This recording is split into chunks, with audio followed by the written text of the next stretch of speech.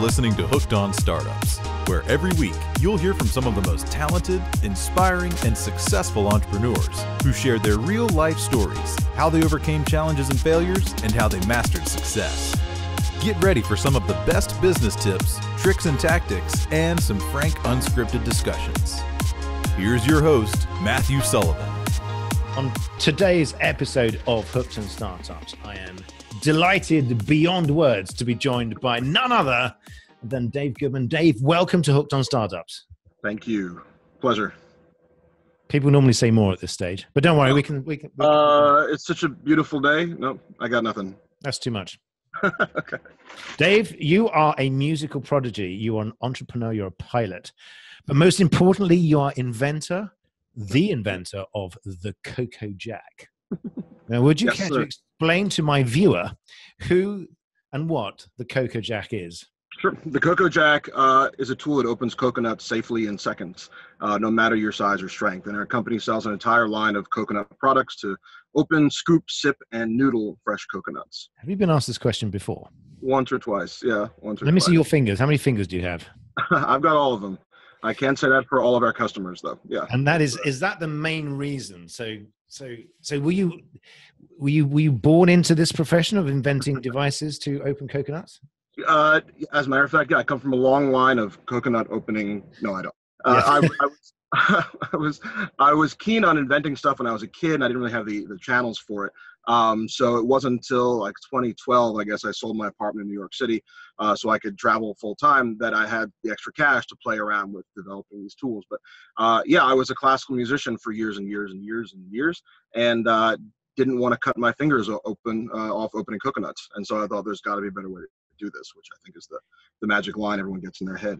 And so yeah, after I sold my apartment in 2012, I bought 4 of these so I could travel full time, and I had one in 3 different cities so I could have a house everywhere around the US.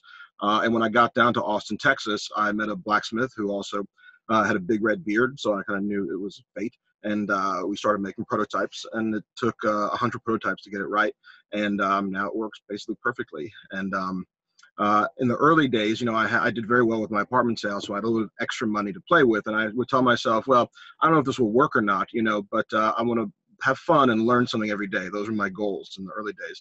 And so every day I would learn something. Every day I would have fun, you know, playing around with coconuts and these crazy, they look like torture devices. If you see them, they're on our website on the Discovering the Coco Jack page. These freaky looking tools that just didn't work at all. And the process of discovering it over, you know, weeks and months was really fun. It was absolutely fun. And it turns out it did work. I mean, but going back, so you talk about being a classical musician. You were a musical prodigy. So you went to the Juilliard school in New York. Yeah, when I was in pre-college for Juilliard, then I went to Curtis for college, which is like a tiny sort of hyper elite creme de la creme place that no one's heard of. But it's in classical music, it's quite well known. And then you, and this was, I guess, sort of 20 years or so, but then you founded the Wild Ginger Philharmonic. So just as a bit of context for those of you who are listening as opposed to watching, Dave is about 19 feet tall, has this enormous red beard, and it looks like this, you know, huge giant of a man. So the Wild Ginger Philharmonic obviously has something to do with that, I would imagine. You know what? It's actually funny. At the time, I was unfamiliar with the term ginger, and I was much less ginger. Well, I was still gingery in those days, but we were actually looking, the guy I did my first concert with, we were actually looking in the dictionary. We were trying to name the orchestra, and we thought, oh, the Sampson Street Symphony, the South Street Symphony, and then he opened the dictionary, and he said, oh, we should call something that begins with X, like the X, and there was nothing. The X-ray Symphony, the Xenophobe Symphony didn't work. And he flipped the page, and there was a picture of Wild Ginger in the dictionary, and he said, well, we could call it Wild Ginger, Dave. And I said, yeah, that's perfect, the Wild Ginger Philharmonic. So that really, it's a catchy name for the orchestra. But it got rave reviews as well. So clearly there was something really different that you were doing when you were. Yeah, I didn't think of myself as an entrepreneur back then, but I founded the orchestra myself and, you know, produced the concerts and conducted everything. And so I guess that's what you do, except in the nonprofit world. Yeah, no, I was very disappointed with the options that were available as a classical musician at the time. There's low job satisfaction. There's not a lot of classical musicians, especially orchestra musicians, are very unhappy, and it's just kind of a joyless, you know, it's joyful when you're young, and then the profession wasn't very satisfying. So I wanted to start an orchestra that where the musicians were engaged, where the concerts were actually really compelling. People weren't sort of faking through the concerts like they typically do in classical music. And so I would basically kidnap about, 50 or 60 young musicians, take them out to the country where they couldn't dodge rehearsals. And we'd do, 15 or 20 rehearsals or more for a concert instead of 3. And we'd memorize whole pieces, the whole orchestra would memorize a piece, and we'd sort of stand up and play together. And we teach the audiences like an opera duet, and then accompany the audience singing it during intermission. And it was really just a very engaging experience. I was always very proud to say we had, blue-haired old ladies and blue-haired teenagers in the audience as well. And it was really fun. I just burnt out really hard after maybe 5 or 6 seasons. It was just, yeah. And I think that's part of the story as well, isn't it? It was that burnout. It was that because what you were doing is something completely different. So the approach, it was a very entrepreneurial approach that you talked to. It wasn't just playing, as you said. You were engaging people. You were memorizing pieces, and the write-ups that you got in the New York Times and Wall Street Journal were fantastic write-ups. So it was something really different. So, and then the burnout. What happened then? Was it just? I was getting sick a lot. I was sick in bed probably 1 week a month for over a year. And I didn't know how to manage the success. I didn't know how to manage, all the backbiting. I didn't know how to manage my health at that time. And I saw the trajectory. So many musicians or artists or actors, they kind of have that 27, they head towards 27 and then they just implode, and that's a pretty typical pattern for many people. And I saw that trajectory for myself.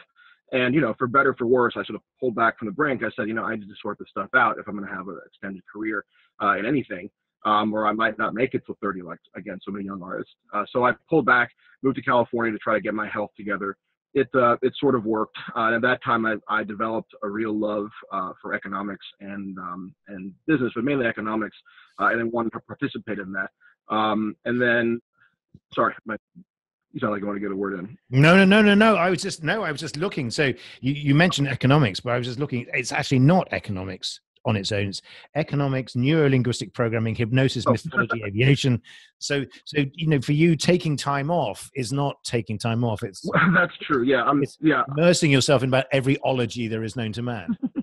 Well, thank you. Yeah, that's true. I'm kind of an autodidact, and I get bored easily, and I'm very curious about things, and I like to try to make sense. Well, in this case, it was sort of youthful philosophical stuff, trying to make sense of the world, intellectually, spiritually, emotionally. And for me, I studied all kinds of California meditation-y things for a long time, and really economics was, for me, the missing piece that kind of made sense of everything that I didn't like or understand about the world, but made it logical to me in a way I could accept. So it became sort of part of my my philosophical development as much as anything. How did you, and where did you study this? I mean, was this self-study, or did you go to? Yeah, self-study. I'm not school doesn't work that well for me. It's usually too slow and too organized. I sort of immerse myself in things, and I read, and one thing leads to another, and leads to another, and leads to another. At that time, I was very into, there's a company called, it's now called the Great Courses, but it was called a teaching company. This was, back in the Stone Age before everything was free on YouTube. They had these amazing courses in everything from, the Aeneid to American history, to Russian history, to algebra and calculus. And I loved them. So their economics course was just life-changing for me. Timothy Taylor, who teaches out in Minnesota, and he's a somewhat well-known blogger, he was teaching this course, and it just all the lights went on, and I was like, wow, this is the missing piece for me. So I became obsessed and read very widely for years and years. And then eventually I wanted to participate, because in classical music, you're in the nonprofit world, so it's a whole different world. And actually being in classical music, I kind of taught myself all of free market economics by being in a culture that was the opposite, and seeing how unhappy it made people, seeing how poor it made people, seeing how corrupt it was and how kind of cronyist it was. And I try to figure out why this career that I loved and this repertoire that I loved was so difficult to find fulfillment through professionally. And I just kept thinking about it at the time. And now when I started studying economics, I saw, well, that's what I was discovering, was these sort of classic economic principles being misapplied or being fought against in my old industry. And that's what led to predictable results of people being really underpaid and unhappy and frustrated. So it was yeah, it's redeeming but sad at the same time to see it really played out so graphically. And it's that, I mean, just to follow this thread for a bit, because I guess the story with musicians is that this should be a vocation. You shouldn't expect to be paid. You should just love what you do. You're enriching people's lives. Is that not enough? And is that that seems like it's a Stone Age philosophy that has perpetuated for some reason. So is there something there that you can change? Do you see yourself coming back and reinventing the way that people are involved in music? Yeah, I mean, and I was a believer in that for much of my youth, and in a way, I mean, it is. You sacrifice your childhood in a way for art. You don't make normal friends. You don't go to normal life. Most people are sort of weird geniuses who are prodigy, dancers, musicians. They start very young, actors. They start very young. They have very abnormal lives, and you do kind of sacrifice a degree of normalcy and often a degree of prosperity. And at some point when I was in school, I don't know, I just got tired of it. I thought that you can do this without having to suffer, that there was a sort of weird dignity, especially in classical music, about the sort of suffering artist and the unhappy genius and so forth. And I thought, you know what, I don't want to be that. I want to be a great musician, but I don't want to be joyless and miserable, or even leverage the kind of the romanticism of the joylessness. And it's definitely an archetypal mythological pattern. I mean, it's been around, the kind of starving artist, forever. And some of the greatest musicians, I remember reading somewhere, the greatest writer in the world is some guy who sits in his basement somewhere typing up these incredible novels, and no one ever reads them because no one knows who he is. He's got no business sense. He has no promotional sense. There's no way to find out who he is. And the world is filled with mediocre artists who are famous. And I'd like to think that somewhere in between, there's a way to fuse the business acumen and the success mindset with actual mastery of your craft and your art, so that the world benefits from it. And I think it's unique, or a modern phenomenon, how to fit that into the modern American open market system, which in classical music was built in the monarchic period, when you had a wealthy patron. Everything was very centralized. It was not democratic. It was, there was a different financial system that we live in now, and a different cultural system where you could have nationalistic Russian music or nationalistic French music that was very identified with your culture. Well, that doesn't work here because Americans we're mutts, and so that you can't sort of play a Brahms symphony and sell out because, oh, this is a great part of our heritage, because it's not. But you could take a universal principle, which is much more American, and say, this music just sounds really good. If you play it well, if you play it with the meaning that's in the piece, and you rehearse it properly, so you convey the beauty and what's meant to be communicated, it can communicate to anybody. You don't have to be German or French or Italian. And that was sort of the tack I took at the time. But fitting the economic part of it and the success part of it into the American system, it's an adjustment, certainly for classical music. I think pop music does it very well, although that certainly has lots of problems too. But they're different problems. I mean, do you think, and also with the rise of different payment methods, so we hear every day about more and more cryptocurrencies and more automated or digital payment mechanisms. Yeah. Do you think that is going to change the way that people can be paid? So, and do you think that will create a renaissance in classical music, because people will be able to be compensated for the joy and for the creativity that they bring? Yeah, I would hope so. I mean, classical music, I haven't been playing in that world for a minute, so I don't know. I'm not up to date on its trials and tribulations today. But I think you're right. I think even just the internet alone opens up all kinds of avenues for revenue, even if it's just PayPal, even if you're not using crypto. But I mean, the next 20 years are going to be fascinating. I mean, but even in pop music, it was similar. It was very cartelized, if that's the right word, with the big record labels for a long time. But there have been huge indie rock band successes in the past 20 years that just had, MySpace followings or now Facebook followings, and they're able to really succeed on their terms with a big enough crowd to feed and clothe them, or much more, using those technologies. I think it's a question for the artist of what you said before, of getting the right mindset and actually wanting that. That if there is a romance in the kind of starving artist thing that not everybody wants to shake, and that you maybe feel like you're contaminating your art or so forth if you do make any money off of it. It sort of undermines the vocational nature, like you said. And if people still have that mindset, it doesn't matter what the technology is, they're going to be poor and probably unhappy. And so they have to sort of decide. But even that kind of thinking is permeating more and more, all this sort of what is it, The Secret, and kind of, well, even NLP, Yeah. that kind of thinking has kind of penetrated more of the normal culture also. So I would expect it to be changing. I hope so. I think that, yeah. But I was going to say, with what you're doing with Coco Jack, that's creativity as well. Music is creativity. Entrepreneurialism is creativity. So is Coco Jack is that an outlet? Is that something that enabled you to solve those issues that you were facing with music? Is music parked forever, or is it something that you're going to revisit? Right. Yeah, I don't think it's parked forever by any means. And as a conductor, I'm still quite young anyway, so I don't feel like I'm at a huge disadvantage in terms of that. But no, there's a lot of creativity in entrepreneurship. Part of my challenge is disciplining myself where I don't create 500 products and have all this complication, whereas focusing on a select few products and doing that extremely well. That's been the goal for me for the business, and it's been a challenge because I do like the creative aspect. I mean, we do marketing materials. I work a ton with my artists for making pitch decks or making proposals or whatever for different events and things like that, and that's definitely a fun creative outlet. But it's channeled, maybe 15-20% creativity, 80% business. And I remember when I started, when I was inventing the tools, that was all creativity. It was fun. I had extra money to play with. So I said, well, let's just play. And, if it works, it works. And we didn't know if it would work or not. I asked a bunch of engineers. I said, well, why isn't this working? And they said, well, we don't know. It's coconuts. There's no science on this, And so a lot of it was trial and error and kind of inspiration and so forth. That was totally creative. And I think at one point I said, okay, the tools are created, because I was also aware there's lots of sort of great tinkerers and inventors, similar to the guy typing the book in his basement. They've got these great ideas, but they don't know how to bring them to market.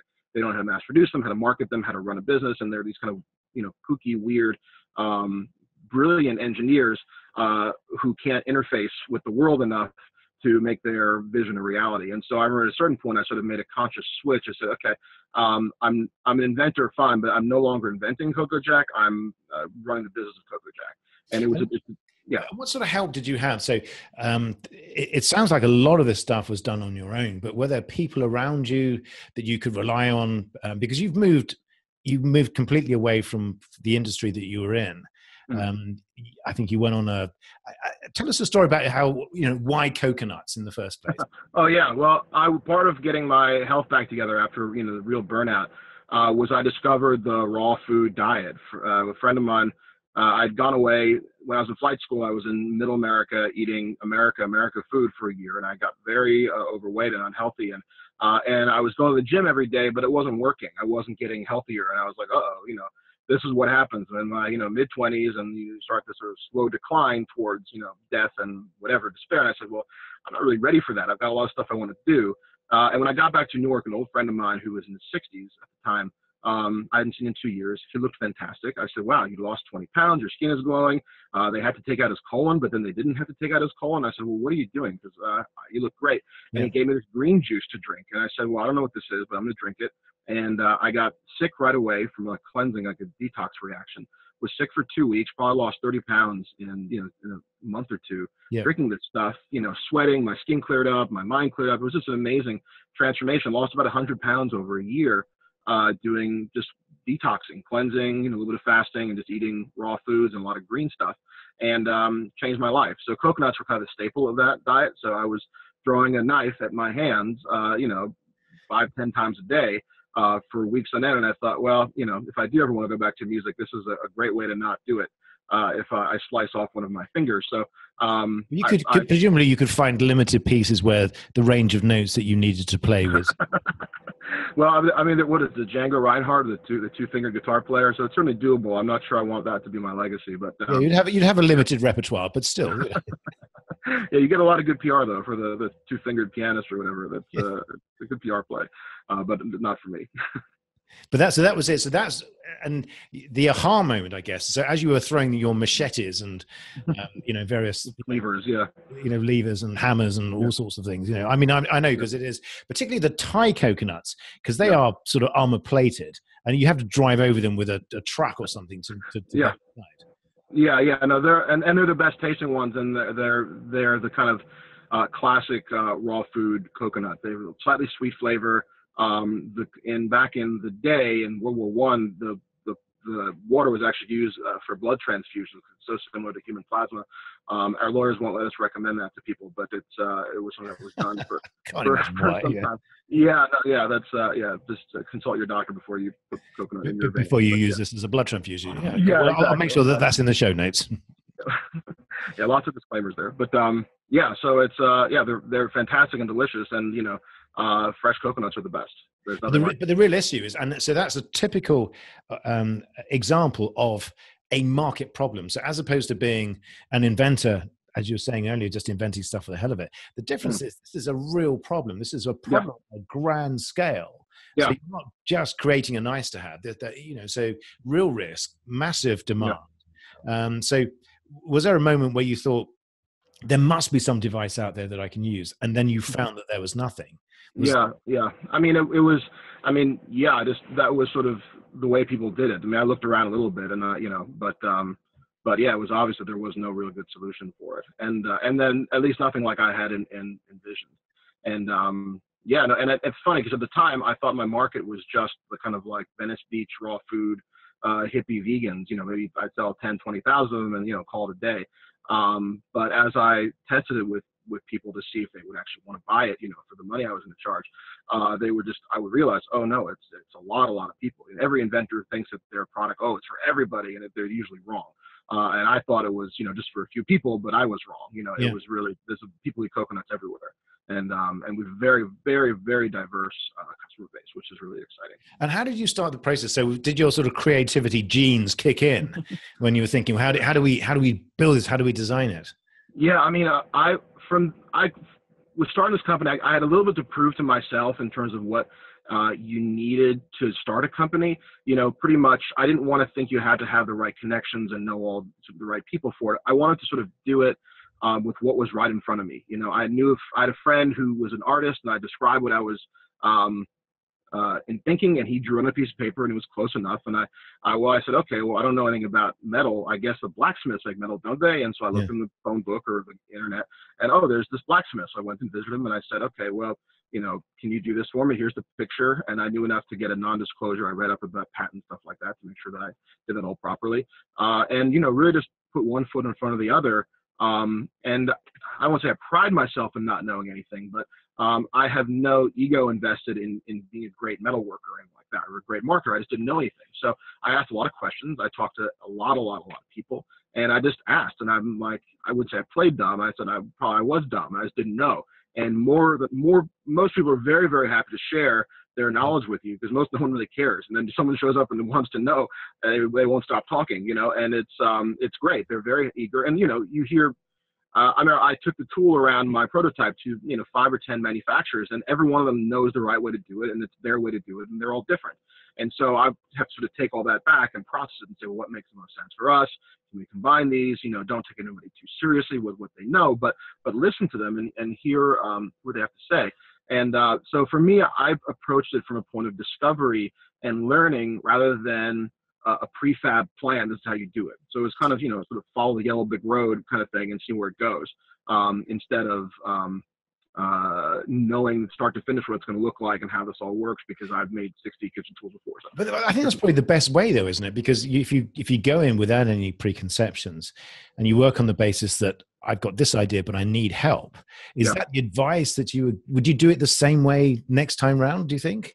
Yeah, I mean, I probably would do it faster, and I'd get more help. But I wanted this experience of filling in all the blanks and teaching myself. I've taught patent law, trademark law, all about marketing, import, export, distribution. The whole how everything works, including all the things that are probably ripe for disruption too. For me, it was very satisfying. I mean, it may be faster to come in with a team who's done it all before, but then you're running a different kind of company. And I think part of the reason Coco Jack has taken on so well is there is a kind of grassrootsiness to it. There's I don't know, I'm always surprised at the loyalty of the people, how much they love our products. And I'm not surprised anymore, but it's amazing that it's the story. It's the fact it's all about this. It's all about the challenge that you went through. It's all about the fact that you weren't just gifted this, the fact that you had to stumble your way through and you went through 100 different prototypes, something like that. Yeah. And that's one of the things you learn is, I mean, for me, what I love about entrepreneurship and why I think everyone should think like an entrepreneur, no matter whether you're a secretary or a student or anything, you should think like an entrepreneur because I just lost my train of thought. Just thinking. I was saying that you did 100 different. Oh yeah, right. That's what. And one of the things you do is you don't know, but you're going to keep up and keep doing it again tomorrow. That's almost the only skill you really need for this, is to not be discouraged, because there'll be plenty of things to discourage you. Oh, this doesn't work. Never mind, I give up. And I could have done that after prototype 1, 2, 3, 4, 5, 10, and that's okay. Never mind.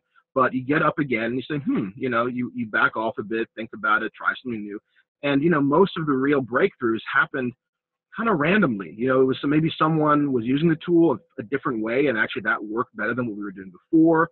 Or, someone said something a while back that we ruled out, and, the kind of the inspiration comes. So, but yeah, it's a great way to think of what you do is the persistence and how important that is. And there's a lot of other sort of entrepreneurial skill sets in terms of being flexible and value creation and so forth.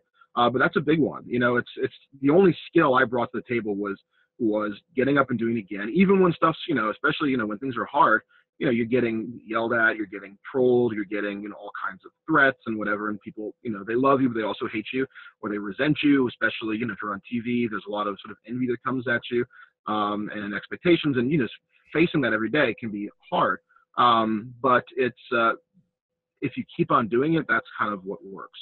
And talking about TV, so you, again, had a huge sort of leap forward, I guess, because one of your investors is Mark Cuban.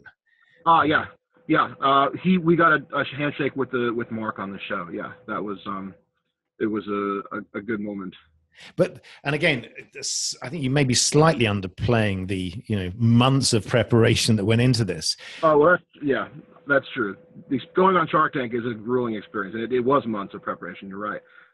Months and months of I watched every single episode of the show. Because it's funny when they called me and said, hey, we want to put you on. You passed all the rounds. They said, well, have you seen the show before? And I said, yeah, I think I saw it once before. I'll be fine. They're like, no, you should really watch the show. And I said, okay. So I went on YouTube and I found an episode of the show. And the first one I dug up was this guy from Salt Lake City who had some kind of hot chocolate company. And it was some ancient Mayan hot chocolate recipe or whatever. And he gets there and he gives it out to all the sharks. And they all drink it. And all at once, they all spit it out and say, this is disgusting. And I looked at the YouTube screen. I said, "There's no fucking way I'm going on that show. You have to be crazy." Well, of course, they probably loved it. It was probably the most delicious chocolate they've ever tasted. But that is not good TV. It's not good TV, right? Nice, warm, fuzzy. No, it was drama, and that's the thing. Their job is to make good television. It's not to help out to an extent, sure. And I got along really well with all the producers, everything. I didn't feel any animosity towards from them at all. But I saw that. I said, well, I'm not doing that. It was terrifying. That they can cut it and edit it and who knows what will happen on the show. You have a slip up. And so I was very ambivalent about it for months, but I figured if I'm going to do it, I'm going to do it well.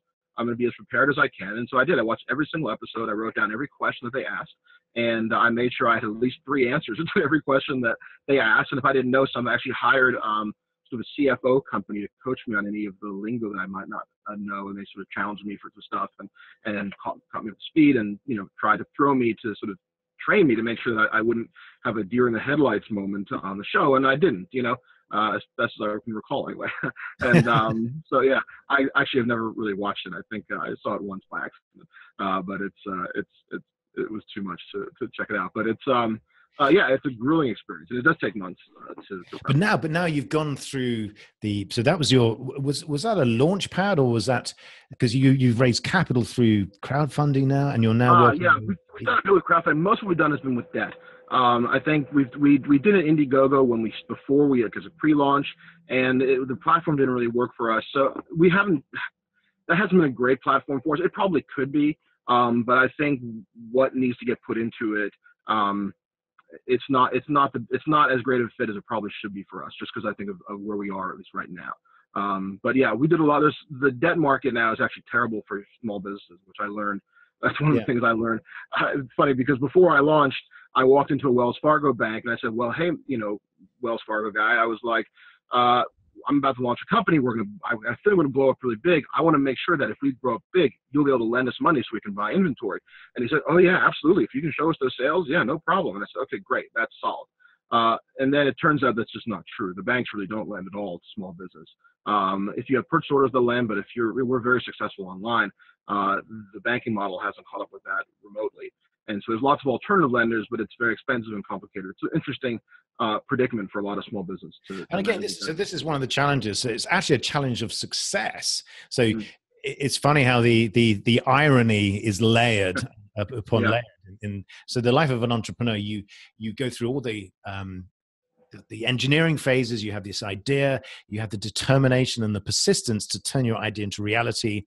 You spend months or hundreds of man hours preparing for the performance of a lifetime, effectively, or in front of a TV audience. And then when you're successful, then it's, well, we'd love you to be successful, but what we're going to do is we're going to starve you of the oxygen that you need. So here's a little bit of money. You either spend it on advertising, get loads of deals that you can't fulfill, or make loads of product that you can't sell because you haven't got the money for advertising. So how did you deal with that balance? As well as I could. You're exactly right. It's one of my advisors who said, the most dangerous thing that can happen to a company that's undercapitalized is success. Yes. Because you blow up fast. That's been our problem literally since day one. We've been sold out half the time we've been in business, and getting the funding to stock up on enough inventory to really try and market, it just hasn't been available, and not at the amount we need, and certainly not at the price that we needed. And then combine it with any kind of hiccups with manufacturing, and you really it's a huge stress. And so we've you just sort of muddle through is the answer. And we're actually in the middle of a much bigger raise now to solve that problem. And that's sort of the answer that I think in this day and age, one of my lending advisors too, he said, if this had been before 2008, no problem. You could have anything you want and no one will even ask for your social security number, And, but now since the crash, not to be bitter about it, but the big banks are doing just fine, the people who caused the crash, but the small entrepreneurs have been really, really gotten the short end of it. And that is a big problem, because raising capital is one of the biggest challenges for entrepreneurs. But what you did is you invested all of your money. So you sold a apartment in New York. That was your capital. Yeah. And do you feel that is it a closed shop? The debt market is one thing, banks is another thing. But what advice would you give to people who are trying to get their product up to that critical mass, that critical point where a VC, like the guys that you're talking to, will say, "Okay, you're now on our radar." Right. It's a trip. I was actually mentoring a guy the other day who was asking about his patent. And he's like, look, I have no money, but I need to get my patent started now. And that's a multi-years long process, probably for him a 6-figure process. And he hasn't even made a prototype yet, and he should be spending all his money on prototypes and not on legal fees that may or may not ever pay off ever. But that's the predicament that he's with. So there's ways around it. You can be clever in terms of getting a lawyer as an investor, let him or her be a partner and work for you, for free or for a discount or deferred payments or whatever, to manage that. You can do crowdfunding, which can work. There's friends and family you can beg, borrow, and steal from, or you give a big chunk of your company to an angel. You find someone who has done it before, and if it's your first venture, you might give up 40% of your company for not a whole lot of money. But if they see progress and you have the right angel, they can support you. But it's that first getting from first gear, from a full stop to first, second gear, that is the challenge. That's absolutely the challenge. And it depends on your industry, depends on you, what your resources are, but it's a huge challenge. And the sales that you've made, what has been most successful? You talked about Venice Beach. So I had this, imagine you sort of literally going from store to store to store, from restaurant to restaurant. But is that what it takes? Is that, how do you get successful at sales? That's actually where it's easier. I would say it's easy, but for us, we do a ton with Facebook marketing, and in a way, that's a technology that levels the playing field considerably and makes, because we actually didn't go from. We're always holding back on sales. I don't do any marketing now because we're backordered right now, and so it's but people find us anyway. Initially, we were doing Facebook ads and making like a 14x return on our Facebook ads every day when we launched, and and it allows you to custom tailor your marketing to exactly who you want. And Facebook, especially doing videos, the pricing, we get 0.001 cents it costs us to watch, 3 seconds of one of our videos, and, maybe a few pennies more to watch the whole thing. That's basically free advertising for us. But we have a very Facebookable, videoable product, a very great visual product, and our videos are good. So that helps. I've seen some Facebook ads, for dentists or whatever, and you think, well, okay, next. But for a new and innovative product, I think it's a great platform. Is that something that you learned, or is that something that you were advised on? So what advice would you give people that have a product, and how can they get started on Facebook in the most effective way? I would say you can there's a ton you can read about online. I mean, the issue with Facebook is they innovate like a startup still. I mean, every time I go back, if I take a few months off, I go back and the whole interface is different. They've got all these new features and so forth, and it's an amazing platform, but it's rapidly changing. So there's some great bloggers who are really keep up on this stuff and advise. They've got their commenters are also communities of people who are really smart. But the nice thing is you can do anything for $5. You just take $5 and throw it in there and see what happens, and you get great feedback that way. And again, but the importance of design, because if you look at the Coco Jack website, it's beautifully designed. It's thank you. The branding and the look and feel. It does feel like you're part of a movement, like you're part of a small group of friends and family, as opposed to being a big corporate brand. Where did that design come from? Well, that's actually a really fun story. And I'm big on I think my music background, the performance side and the presentation side, I just think it's so important. No one is going to see all the factory stuff and the legal stuff and the shipping thing and all your freight stuff. Nobody sees that. What they see is the pretty shining face on the front end, and that's how they interact with you. So if that doesn't look good, they're going to be reluctant to interact with you, even if your stuff is good. Because you also see really cool products with these dumpy websites. You're like, I don't know about this, So it's beyond just the corporate stuff. All right, I'll tell a bit of the story about my logo, just because it's. The short version is I had a great idea for a logo. I knew exactly how it should be, and it was this really cool pirate, and I wanted to spend thousands of dollars, not as in a logo, but people were like, "Oh, Dave, are you Coco Jack the pirate?" And I was like, "No." And they said, "Yes, Dave, you're Coco Jack the pirate." I'm like, and eventually I kind of acquiesced. And there's a guy in Venice Beach who's he actually made Johnny Depp's hat for that movie, the pirate movie. And he made me a very expensive but amazing pirate hat. And I said, okay, cool. This is going to be part of their thing. And I met a guy through a friend. He said, Dave, you got to talk to this guy. And actually, his firm, it's one of the proudest things about the whole company. The firm that they work for, they've done some of the most incredible brands of anybody, Guinness, and Ritz Crackers, and Nordstrom. They're amazing. And he basically said, this isn't going to work, And he convinced me to switch to the brand that we have now. With some tweaks. We've done some tweaks since then. And he was absolutely right. They nailed, he and his artist we work with, they nailed it for us. Yes. And he taught me how to brand properly, how to think of it properly. And it was a revelation. And it was one of those things where, I thought I knew what I was doing, and I went down the road. And it's one of, I'm very stubborn. I'm very kind of headstrong in my way. But when someone illuminates me, I will pursue their vision with all the fervor I would my own. Just because it's right and it's the best thing for the company. I agree. And it's funny. I've had exactly the same experiences where you think, well, I'm a pretty dab hand at creating logos. You do this and you put that logo and you think, that's pretty good. And then you send it to someone that actually knows what they're doing. And you realize that you're tapping into the most incredible, uncharted, real talent. And you have maybe one tiny drop of what they have. And when you see the work, you actually feel slightly embarrassed that you actually even attempted to. So is that advice? So look, just don't try and be, excuse the pun, but don't try and be a jack of all trades. No, absolutely. You kind of have to be to an extent. It's funny because being an entrepreneur is very much like being an orchestra conductor. It's almost the only transferable skill.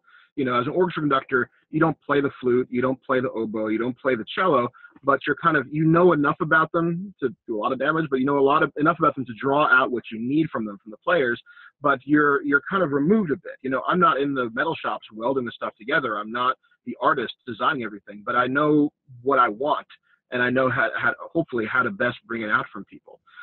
So it's an interesting skill set where you're, I always think it's like Google Maps, where you kind of zoom way out, and then sometimes you have to move all the way in, and now you see, okay, now we're in there with the accountant going over the, whatever, and then, okay, now we're back out and kind of monitor the whole thing again, which is what you do as a conductor. And it's fun for that. And I will say, I mean, part of why I wanted to do a lot of this stuff myself is I am a bit of an expert phobe, just because I think certainty is dangerous. And so that's why, you talk to 16 different manufacturers, they've got 25 different opinions on it, and you kind of have to synthesize yourself as a kind of more detached founder. But that said, there's people who are well credentialed and so forth, but don't really know what they're talking about. And so part of the art is filtering those people from the real geniuses. I mean, the guys who help me with my branding, these guys are masters, But you appreciate that, but you can spot that. And again, the key phrase that you use is it is art. I really believe that entrepreneurialism is an art form. It is the ability to, as you say, to zoom in and zoom out. The trouble is, you do tend to get caught up in details, as it were, when sometimes, and this comes with experience, and it comes with the more things that you do, you're able to say, well, okay, my strengths are here, but I know that these guys can really add to my overall ideas with their ideas. Yeah, no, absolutely. And that's kind of where we are now with the companies. And as we're looking to do larger raises, I'm looking forward to bringing on, I've sort of proven to myself what I need to prove. And I've learned enough of, like learning orchestration. I've learned how the flute works. I've learned how the oboe works. I've learned how marketing works. I've learned how logistics work, that I can back off a bit and become more of a conductor with an ace team. An old friend of mine, he's a film director. And, before he became a director, he was like 55 when he started directing. But he worked every single job on the set. He could do focus pulling. He was a gaffer. He did lighting. He did all every editing, every little thing. So now as a director, no one's pulling anything on him. He could do everyone's job on the set, and they respect that, of course. But also, it's great for him to really have not be too aloof and too detached from the company. And that's kind of, I think, what I want for myself. Again, you do meet founders who are kind of clueless, I guess, and they have a great idea. It's the ability that you have to say, well, I know enough to know that this is the guy that I need, as opposed to saying, I need to bring in an economist, because when you say the word economist, I fall asleep. So that's right. I think that is a terrible thing, to be able to say, look, I know nothing about this, but what you did is you create a baseline. You find out about it, so just enough to know.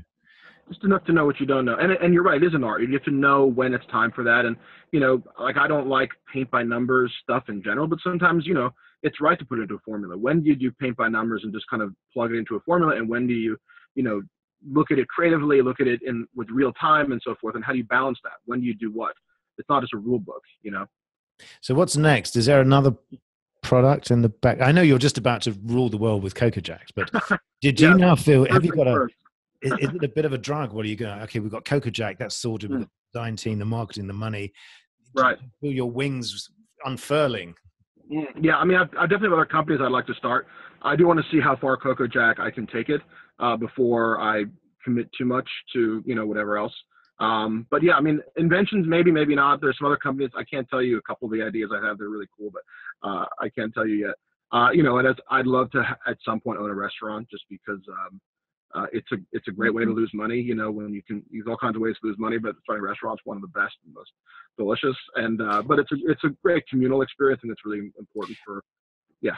I think aviation is as well, isn't it? What do they say in aviation? If you want to make a small fortune, start with a large one. Yeah, right. There's no better way than owning an airplane. Yeah, it's like it's a money pit house with turbine engines or whatever. And just I mean, for those of you again that are listening, Dave is sitting in an Airstream RV, because you don't actually own any bricks and mortar. You have 4 RVs across the country. You have a private pilot's license. You fly. This is the life of the digital nomad. Yeah, well, and it's true. My setup, if I were a programmer, it would be more intuitive, I think. But I still set up this company that can all be run remotely for the most part. If I have to go to FedEx or the UPS store to pick up a package or fax something once a year, I can do that. But by and large, as long as I have a cell phone connection, I can run the company from anywhere, and I can work with my team who's all over the world remotely. And it's there's pluses and minuses to everything. I mean, it certainly is nice to see people face to face every day and have the normal consistent business hours, But when you're a lean startup, it's a really bad use of your time. I mean, a friend of mine is working with a guy who's got he's just started, but he's paying $7,000 a month for office space, and he doesn't even have a product yet. And I was thinking, well, I mean, if you've got the funds, fine, but if you're lean and you want to be disciplined, I mean, cut the fat, before you have to grow it, and our overhead is incredibly low. And even as we scale, we just did a pro forma. Even as we scale, our overhead is going to stay consistently low because we don't need that much, But you're living the dream as well. So I mean, you can move, you can go wherever you want. You're not tied down. You're creating. Yeah. It is everything that is the dream of the entrepreneur. The ability to literally do whatever you want, wherever you want, whenever you want. But at the same time, have that focus and determination and skill to create this business and to shepherd the people around you. So, I think you have to have a bit of self-discipline. I mean, I have quite a strong amount of self-discipline, so I can have chaos around me and not get sort of swept up in it.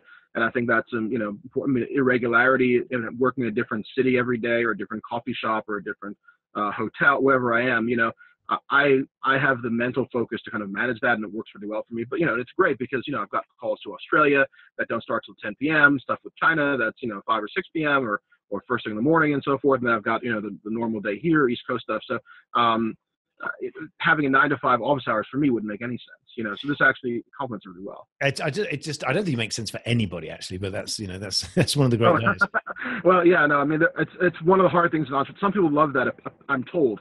And it's as I scale, I'm going to have to be bringing in more people who that's their world. And it's a challenge for entrepreneurs to understand that mindset, because we're just not like that. The idea of 9 to 5 every day, I would go out of my mind. But a lot of people really like that, I'm told. And so I have to learn how to interface with that. But you're right, exactly. But again, I mean, you're the creator, the voice, the personality, the charisma behind your product. So I think it all adds to the story. It all adds to this. You're the shining light for entrepreneurs. Honestly, because you have everything. We all dream of the flexibility, the freedom that you embody. So it's wonderful. Sure, that's good. Yeah, no, I mean, it can be done. I mean, you have to set it up properly, but I mean, the world is. I mean, we live in the future. This wasn't possible 10 years ago, maybe 20. I mean, it was possible, much more difficult. But there's so many entrepreneurs doing everything from fulfillment to the guy who does my Amazon stuff. He's an entrepreneur. He runs his own company. He's not just some flunky, And working with him, he brings an entrepreneurial dedication to it that a 9 to 5 guy wouldn't necessarily. And there's entrepreneurs doing everything. Yes. And it's very atomized in a way, which I think freaks a lot of people out. People are used to centralization, but it's so atomized that it's incredibly nimble. It's like modular furniture or whatever. You can put it any which way you like, and all the components you need for a business today, they're out there, and they're out everywhere, and they're non-local. And it makes it much, in terms of those questions about your startup costs. Yeah, I mean, depending what your business is, but your startup costs can be incredibly low now, in terms of what you need to get stuff done. But the parallels to what you're doing with music, all I can see is you as the conductor and this massive distributed business orchestra, as it were. Yeah, I mean, it's similar. I mean, it's similar and it's different in that well, no, it's not. You're right. I mean, you're all in one place. The centralized mind of the thing and the direction thing comes from the conductor, the sort of font of the decision making, just like a director in a movie set. But there is a great sprawling mass of people in front of you, and now I have the same sprawling mass of people that is all over the world, and I haven't met most of them.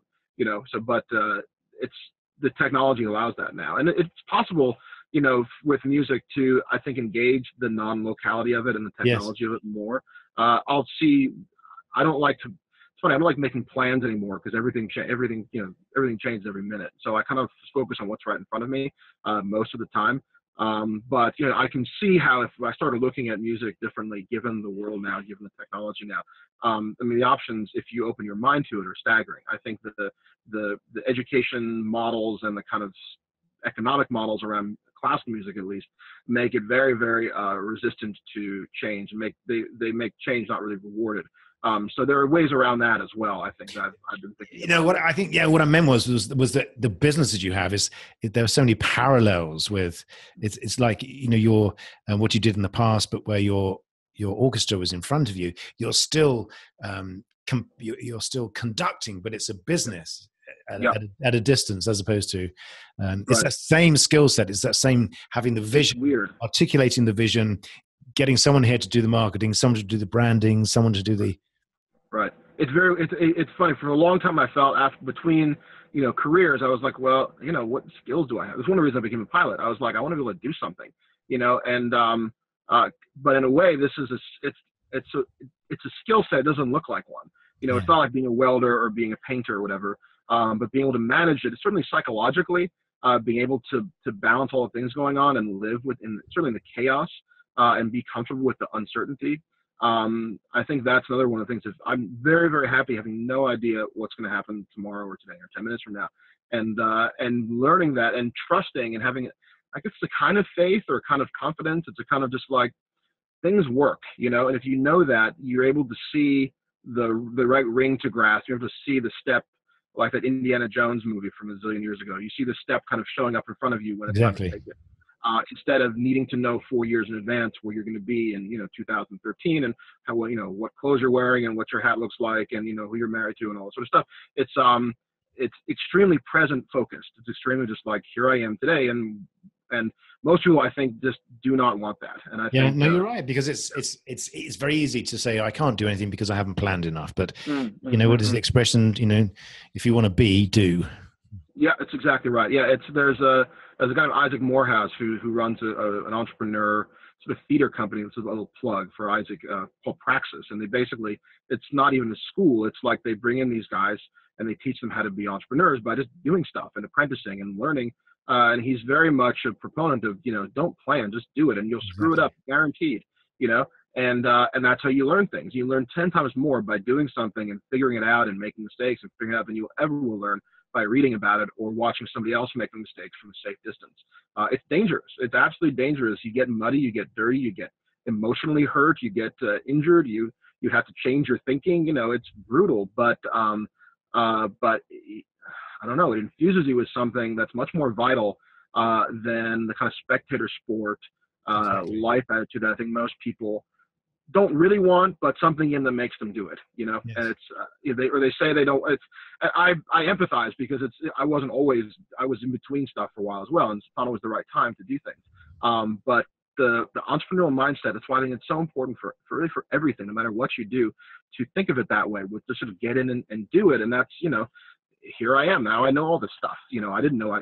I mentor some people, and I remember talking to some people and thinking, wow, I know, actually, but you go in thinking, well, I don't know anything, but then you start talking, you think, well, I know a lot more than these guys do. Yeah, that's what it is. And, it's always relative to whoever's above you. There's plenty of people I learned from who know a lot more than I do. And, I'm not going to be mentoring Bill Gates on how to build computers, but it's, or software, but, the people, who you see, they're wet behind the ears, or the expression is, and they don't, and there's stuff that I can definitely, here's, look at this way. I still don't believe I really know anything that I wouldn't ever follow my advice, because I just don't know, the million things that are influencing your life. I only know like one or two of them. So I can't really know things the way you know for your business, but still I can sort of guide and say, here's what happened for me, and here's what I've learned. And it's really is true. It's amazing. Looking back, I mean, it's like 100 MBAs just by throwing myself into this and banging my head against the wall. And I mean, the stuff I've learned, it's priceless. And there's no other way to learn it. I agree. I don't think you can. I think you can teach a certain amount, but I think there comes a point, again, using the aviation metaphor, there comes a point when you have to fly the aircraft yourself. Right. No one's going to land it for you. And if you can't land it, I mean, the risk is obviously if you can't land the plane, you're going to wind up in the hospital, but or you could. Unless you have a very large amount of fuel, of course. Well, you never have to come down, get refuel midair. Yeah, I guess that's a good play. It's expensive play, but no, exactly. But that's putting yourself into it. I think it's very scary, and if you're willing to get hurt, because you will, and willing to scar over and grow from it, you'll be a beast on the far side of it. And the things that bothered me when I used to get trolled on Facebook when we first launched, we got all kinds of, this is the dumbest thing ever, this is so stupid, all this sort of stuff. I would write, like, why is this so expensive, or why is this so whatever? And I would write like 5 or 10 paragraph emails to people just explaining, and we're only 2 weeks old and we're really trying, and just like, because it was like everything was so personal, and I mean, I'm not saying I like being trolled now, but it's like the amount of shit I've put up with, from just rudeness, hostility, envy, sabotage, theft, extortion, it's on and on and on. It's just the stuff that falls off my back now. I'm amazed, actually. It's not even thick skin. It's just like a oily duck skin. This thing's like, That's right. It doesn't bother me. Yeah, it probably comes from, not sharing it up, but yeah, I know it's growth. It's the sort of growth that you never expected, but no, you can't imagine. But you come out, I mean, the person I am now, it's like, I'm probably not as good of a person as I was a few years ago, but I'm more of a, I mean, I'm impressed. It sounds lame, but I'm impressed with what I've had to become. Yeah. And it's not in a kind of like egoic way, but just like, wow, I didn't know it would be that hard, and I would know it's like putting yourself through a crucible. You just come out the other side, you're cooked, and you're transformed, and that's exactly what it's been, this business. But it's the beginning. But it's a constant evolution. You're not at the point now where you're just beginning every step.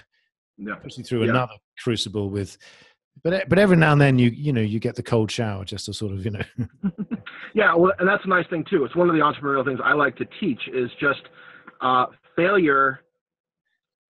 When you're an entrepreneur, you can choose when you're done. You can choose what success is. You can redefine success as you see fit. Failure, by definition, is not living up to somebody else's preferences for you.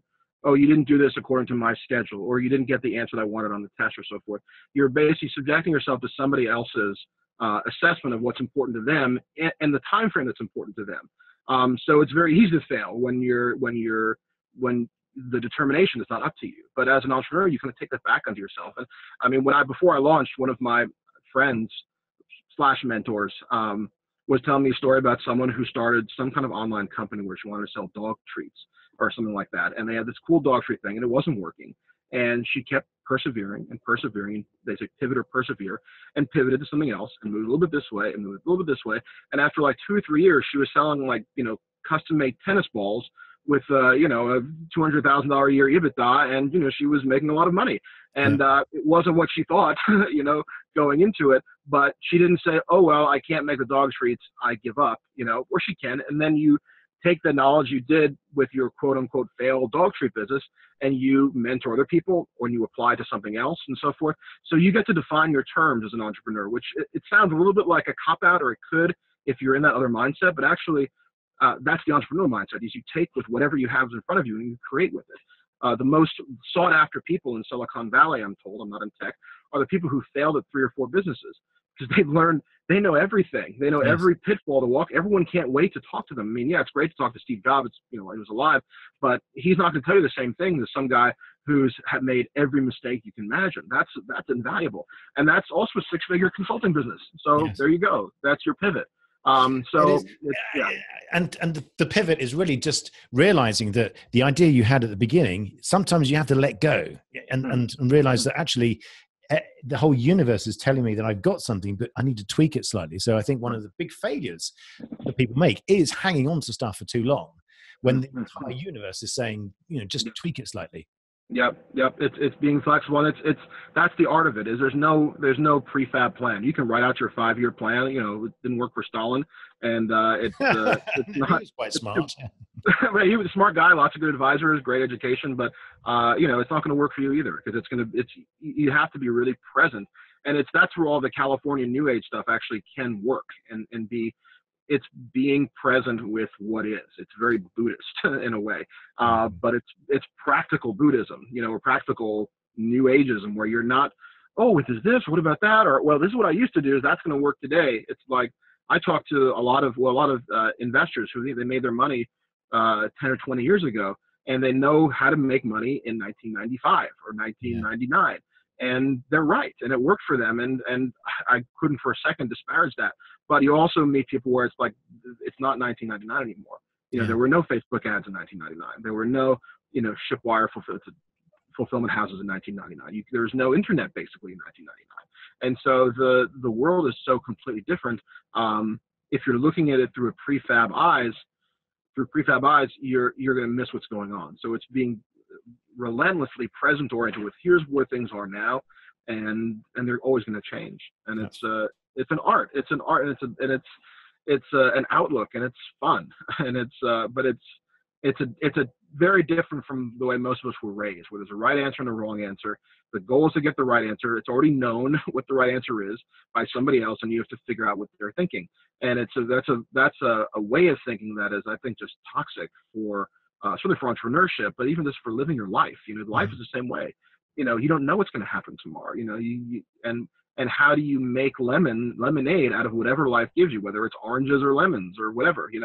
How do you manage they say, I grew up playing chess, which is very much in that other model. And I read somewhere where it's like, well, life isn't chess, or entrepreneurship isn't chess. It's more like Tetris, yes. Where stuff is flying at you every which way. And okay, well, that kind of worked. Okay, put that one over here, and it's imperfect, but it's a scramble to make on the fly adjustments to what's really happening in real time.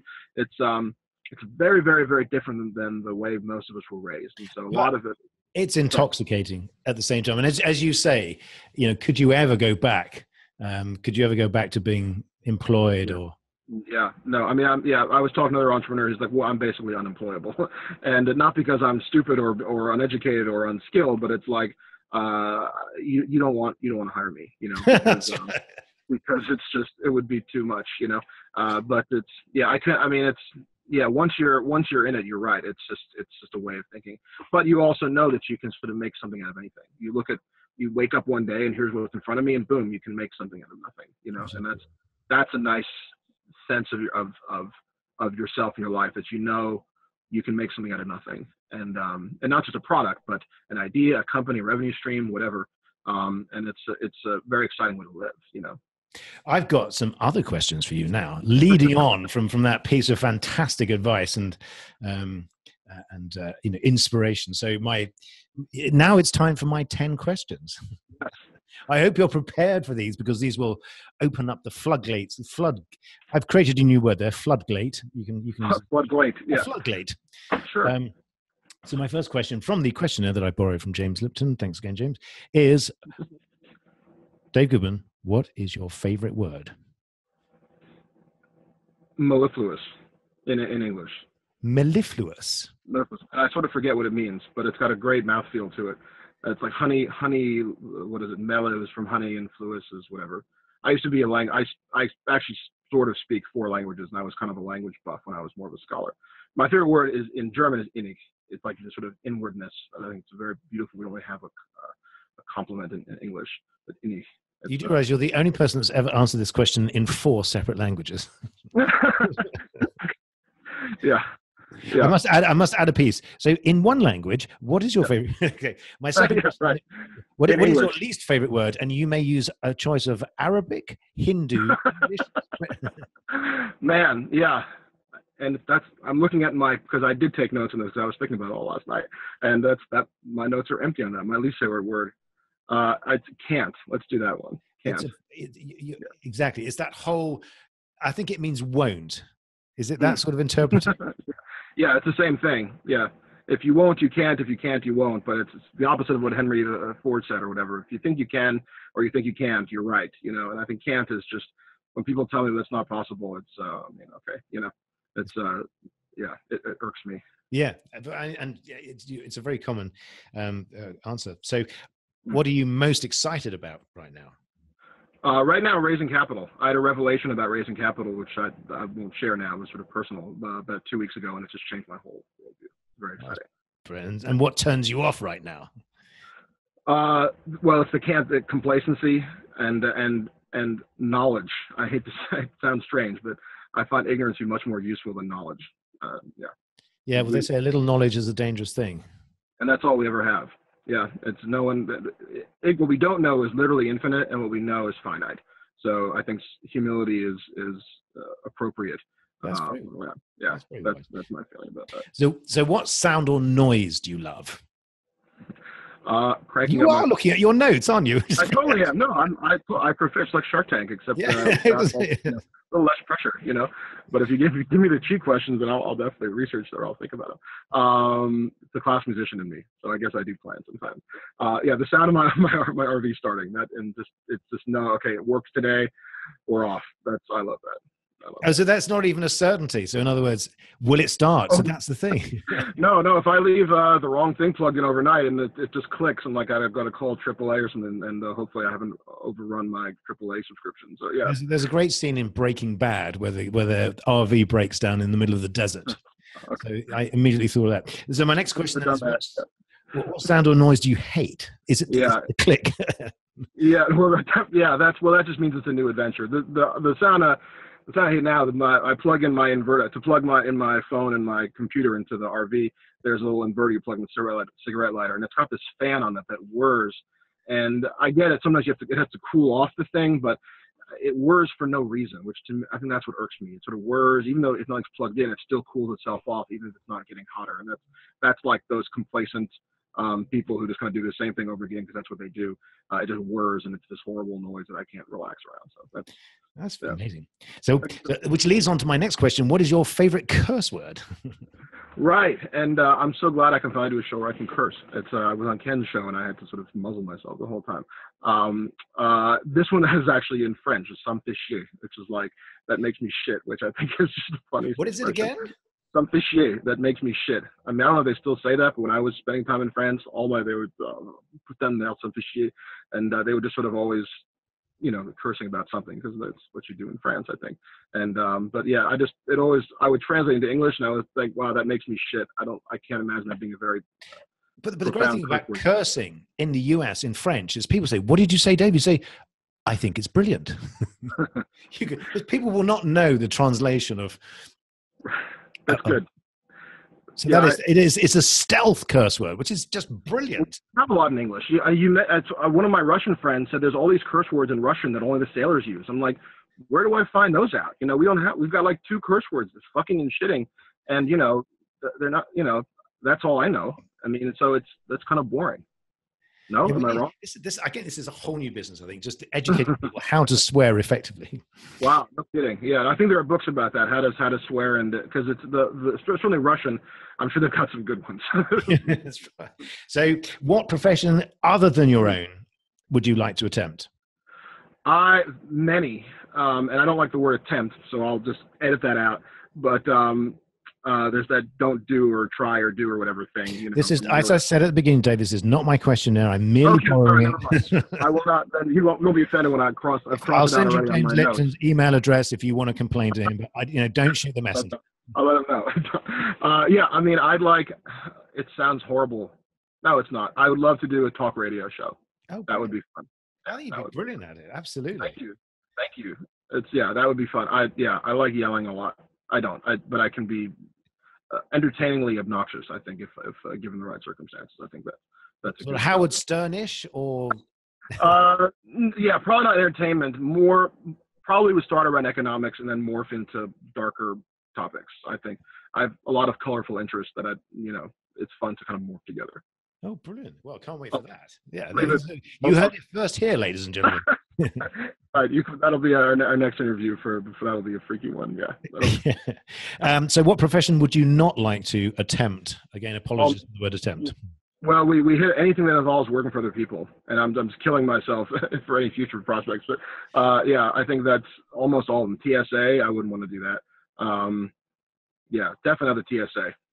I always opt out for the pat downs, and I hate it, and they hate it too. And that's a tough job. It is. I guess it's just tough jobs, really, isn't it? Because you're working in this really. It's the antithesis of what you're doing. It's rules, regulations, layers, hierarchies. Yeah, hierarchies and fruitlessness, and there's a natural chafing against inefficiencies where you just do things because that's what you do. And you have to set up corporations to an extent like that. You just do the rules, but you're not actually. You do so because that's what you're supposed to do, and that's what you have to do, not because it makes any sense. Yes. And that just my intellect. It hurts my intellect. Even I've learned to accept that's a lot of life. Just it's more efficient to do it that way than to try to actually be present with what you're doing for most people, I guess. But I would have a hard time doing that. So my final question then is: if heaven exists, what would you like to hear God say when you arrive at the pearly gates? Are you sure you're done?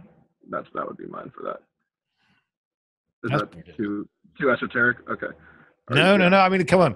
We're talking about God, which is rather esoteric generally. Yeah, that's esoteric anyway. So yeah, that's my speculative answer. Well, that's fantastic. Yeah. Well, Dave, how do people get hold of you? How do they find out about the Coco Jack and everything that you're doing?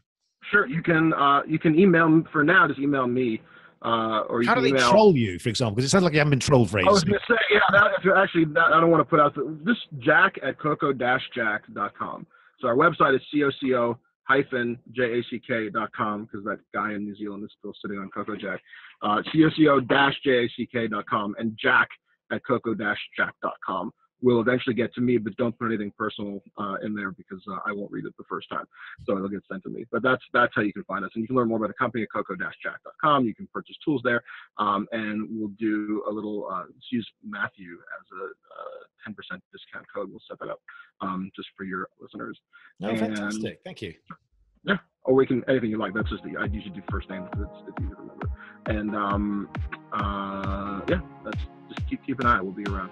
Brilliant, Dave. Well, thank you so much. It's been amazing talking to you. It's been so exciting to have you on the show, and I can't wait to follow your progress. Cheers. This was so much fun. Thanks for that's my steering wheel. Thanks for the invite. This was great.